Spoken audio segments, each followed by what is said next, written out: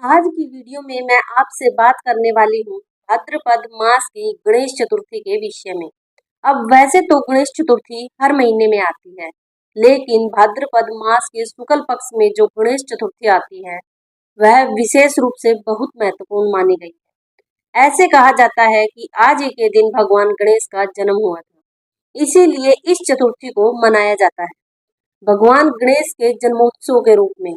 और भाद्रपद मास की गणेश चतुर्थी तिथि से प्रारंभ होती है और चतुर्दशी तिथि तक मनाई जाती है। मतलब भाद्रपद मास की शुक्ल पक्ष की चतुर्दशी तिथि पर भगवान गणेश का विसर्जन किया जाता है। भगवान गणेश का जन्मोत्सव पूरे 10 दिनों तक चलता है। इन 10 दिनों में भक्त अपने घर में भगवान गणेश की प्रतिमा को विराजित करते हैं, विधि विधान से उनकी पूजा आराधना करते हैं और फिर भाद्रपद मास की शुक्ल पक्ष की चतुर्दशी तिथि, जिसे कि अनंत चतुर्दशी कहा जाता है, उस दिन विधि विधान से भगवान गणेश की पूजा आराधना करके बाद में उनके मूर्ति का, उनके विग्रह का विसर्जन किया जाता है, जल प्रवाह किया जाता है। तो यह 10 दिन बहुत महत्वपूर्ण होते हैं। और आज की वीडियो में आप जानेंगे कि गणेश चतुर्थी का पावन पर्व कब है, चतुर्थी की तिथि कब प्रारंभ हो रही है, कब समाप्त हो रही है, और जो भक्त चतुर्थी तिथि का व्रत धारण करते हैं उन्हें व्रत कब धारण करना है। चतुर्थी तिथि पर भगवान गणपति की स्थापना अपने घर में की जाती है, तो गणपति स्थापना का शुभ मुहूर्त क्या होगा और भगवान गणपति की स्थापना करने की विधि क्या है, पूजा की विधि क्या है, इसके बाद ही अनंत चतुर्दशी कब है, किस दिन भगवान गणपति का विसर्जन करेंगे। मतलब भगवान गणपति का जन्मोत्सव जो कि पूरे 10 दिनों तक चलता है, कब से प्रारंभ होकर और कब समाप्त हो रहा है, यह संपूर्ण जानकारी आपको आज की वीडियो में मिलने वाली है। इसीलिए वीडियो को अंत तक जरूर देखिए और अगर आपको वीडियो पसंद आए तो इसे लाइक भी जरूर कीजिए, क्योंकि आपके लाइक्स, आपके कमेंट्स मेरे लिए बहुत महत्वपूर्ण होते हैं। यही एकमात्र जरिया है जिससे मुझे पता चलता है कि आपको यह वीडियो अच्छी लगती है और आपके लिए यह वीडियो उपयोगी है। तो अगर वीडियो अच्छी लगे तो लाइक तो जरूर ही किया कीजिए। तो सबसे पहले जानते हैं कि चतुर्दशी तिथि कब प्रारंभ हो रही है, कब समाप्त हो रही है, और अगर आप चतुर्दशी का व्रत धारण करते हैं तो आपको व्रत कब धारण करना है। तो देखिए, भाद्रपद मास की शुक्ल पक्ष की चतुर्दशी तिथि प्रारंभ हो रही है शुक्रवार को, यानी कि 6 सितंबर 2024 को दोपहर में 3:01 पर, और चतुर्दशी तिथि का समापन होगा 7 सितंबर 2024 को, यानी कि शनिवार के दिन शाम को 5:37 पर। तो सूर्योदय कालीन तिथि के अनुसार 7 सितंबर 2024 शनिवार से गणेश उत्सव का प्रारंभ होगा।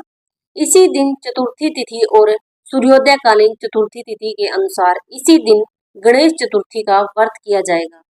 जो भक्त चतुर्थी तिथि का व्रत प्रारंभ करना चाहते हैं तो उनके लिए आज का दिन श्रेष्ठ है। अगर आप चाहें तो मतलब व्रत करना चाहते हैं तो गणेश चतुर्थी से अपने व्रत की शुरुआत कीजिए।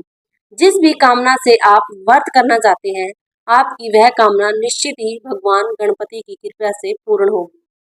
तो 7 सितंबर को गणपति उत्सव प्रारंभ हो रहा है। इसी दिन अपने घर में गणपति की स्थापना की जाएगी।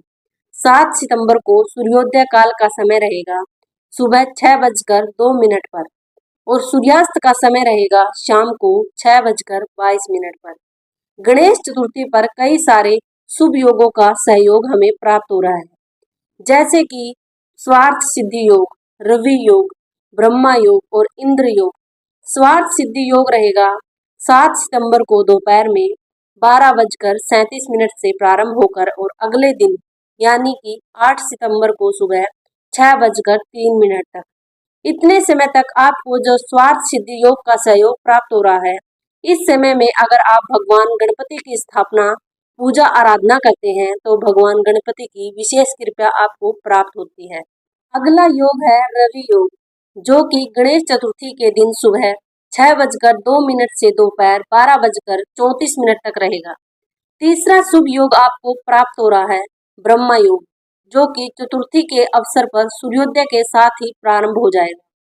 सुबह 6:02 से रात्रि 11:17 तक ब्रह्म योग रहेगा। और चौथा शुभ योग और इंद्र योग जो कि गणेश चतुर्थी की रात्रि में 11:17 से प्रारंभ होकर और अगले दिन तक रहेगा। तो यह 4 जो शुभ योग हमें प्राप्त हो रहे हैं, यह अत्यंत ही श्रेष्ठ है। और अब जानते हैं गणपति की स्थापना करने का शुभ मुहूर्त क्या होगा। तो देखिए 7 सितंबर को शनिवार के दिन गणेश चतुर्थी की पूजा का जो शुभ मुहूर्त आपको प्राप्त हो रहा है, सुबह 11:03 से दोपहर में 1:34 तक गणेश चतुर्थी के दिन दोपहर में ही भगवान की पूजा की जाती है, उनकी स्थापना की जाती है।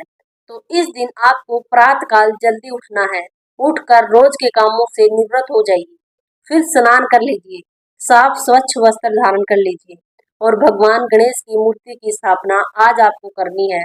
तो उसके लिए पहले अपने घर में जहाँ पर आपको गणपति की स्थापना करनी है उस जगह को अच्छे से साफ कर लीजिए। भगवान गणपति की पूजा के लिए सामग्री क्या चाहिए आपको, तो देखिए सबसे पहले तो भगवान गणपति की मूर्ति चाहिए। अगर आप चाहें तो मूर्ति मिट्टी की लेकर आ सकते हैं, या फिर अगर आप मूर्ति की स्थापना नहीं करते हैं, जैसे कि हर घर में भगवान गणपति की स्थापना नहीं की जाती, ऐसे में आप अपने घर में जो गणपति विराजित है उन्हीं की विधिवत पूजा आराधना कर सकते हैं। गणपति की मूर्ति के अलावा आपको चाहिए लकड़ी की एक चौकी, जिस पर आपको गणपति की स्थापना करनी है। केले के पौधे चाहिए होते हैं मंडप बनाने के लिए, और लाल या फिर पीले रंग के कपड़े चाहिए आपको जो कि आप चौकी पर बिछाएंगे। नए वस्त्र होने चाहिए। जनेऊ चाहिए आपको भगवान गणपति को अर्पित करने के लिए, पीला जनेऊ चाहिए होता है। और ध्वजा चाहिए, ध्वजा मतलब पताका झंडा जो कि भगवान को आप अर्पित करेंगे और उसके बाद आप अपने घर के छत के ऊपर लगाएंगे। और भगवान गणपति की पूजा में आपको जो सामग्री चाहिए, चंदन, दुर्वा, फूल, अक्षत, पान का पत्ता, सुपारी, जो भी ऋतुफल होते हैं अभी मौजूद आपको मिल जाए मार्केट में, आप वह ऋतुफल लेंगे।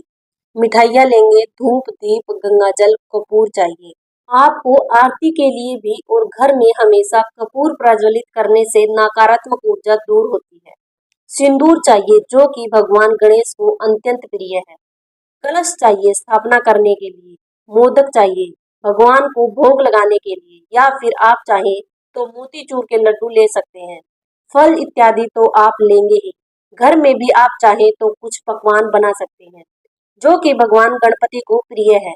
और केला जरूर चाहिए क्योंकि केले का भोग भगवान गणपति को जरूर लगता है। इसके अलावा पंचामृत चाहिए, पंचमेवा चाहिए, कलावा चाहिए आपको, मोली की जो आप अपने हाथ में बांधे भगवान गणपति को अर्पित करेंगे। आम और अशोक के पत्ते चाहिए। और इसके साथ ही भगवान गणपति की पूजा में कुछ विशेष आरती, या फिर अगर आप चालीसा पढ़ना चाहते हैं, कथा इत्यादि पढ़ना चाहते हैं, तो यह सभी पुस्तकें भी आप चाहें तो ले सकते हैं। पूजा की दुकान से अच्छा यह सभी सामग्री आप 1-2 दिन पहले भी घर में ला कर रख सकते हैं। और इसके बाद जैसे कि आपको गणेश जी की स्थापना अगर करनी है, तो जो विग्रह आप अपने घर में स्थापित करना चाहते हैं उसका चुनाव भी आप पहले से कर सकते हैं। फिर शुभ मुहूर्त में आपको गणपति का विग्रह लेकर आना है और अपने घर में स्थापित करना है, और विधि विधान से आप पूजा आराधना करेंगे। विग्रह की स्थापना बहुत से भक्त हैं जो कि 1 दिन के लिए करते हैं, कई भक्त हैं जो कि 5 दिन के लिए करते हैं, कई 7 दिन के लिए करते हैं, या फिर आप गणेश चतुर्थी से प्रारंभ करके और चतुर्दशी तिथि तक भी रख सकते हैं। तो भक्तों के अपने समय पर निर्भर करता है। जिस भी प्रकार से हमारे पास समय होता है उसी के अनुसार हम भगवान गणपति की स्थापना अपने घर में करते हैं। और अब जानते हैं कि गणेश जी की स्थापना करने की सही विधि क्या है। देखिए घर की उत्तर दिशा या उत्तर पूर्व दिशा जो कि ईशान कोण कहा जाता है, वहां पर आप विग्रह की स्थापना कर सकते हैं, भगवान गणपति की स्थापना कर सकते हैं। गणेश जी की मूर्ति की स्थापना करते वक्त शुभ मुहूर्त का विशेष रूप से ध्यान रखा जाता है, तो इसका आप ध्यान जरूर रखिएगा। अच्छा, जो विग्रह आप लेकर आते हैं उसमें आपको क्या ध्यान रखना है कि भगवान गणेश की जो सूंड है वह दाहिनी तरफ होनी चाहिए। और अगर आप अपने घर में स्थापना कर रहे हैं विग्रह का, भगवान गणपति की स्थापना अगर आप अपने घर में करते हैं तो बैठे हुए गणपति होने चाहिए। और अगर आप दुकान में स्थापित करते हैं गणपति, तो वहां पर खड़ी अवस्था में भी गणपति की स्थापना की जा सकती है। कोई समस्या नहीं है। लेकिन घर में जो हम मूर्ति की स्थापना करते हैं, वह बैठे हुए गणपति, शांत चित्त से मुस्कुराते हुए बैठे हुए गणपति की स्थापना की जाती है। गणेश जी के विग्रह में जो ध्यान रखने वाली बात होती है, जब आप लेते हैं तो आपको ध्यान रखना है कि उनके हाथ में जनेऊ होना चाहिए और साथ में चूहा भी अवश्य होना चाहिए। जहां पर आपको स्थापित करना है भगवान गणपति को, वहां की सफाई आप पहले से कर लीजिए। और भगवान गणपति की स्थापना करते समय आपको इस बात का भी ध्यान रखना है कि उनका मुख पश्चिम की तरफ होना चाहिए, ताकि जब आप पूजा करें तो आपका मुख पूर्व दिशा की तरफ हो। इस बात का आपको ध्यान रखना है। और हाँ, जितने दिन के लिए भी गणपति आपके घर में विराजित होंगे, उतने दिन तक एक ही स्थान पर रहेंगे। उनके विग्रह को बिल्कुल भी हटाना नहीं है। एक ही स्थान पर उनकी स्थापना करके विधिवत उतने ही दिन तक हम पूजा आराधना करते हैं। फिर जब हमें विसर्जन करना होता है, उसी दिन विधिवत पूजा आराधना करके विसर्जित की जाती है, मूर्ति हटाई जाती है। तो इन सभी बातों का आपको ध्यान रखना है अगर आप गणपति की स्थापना अपने घर में करते हैं तो।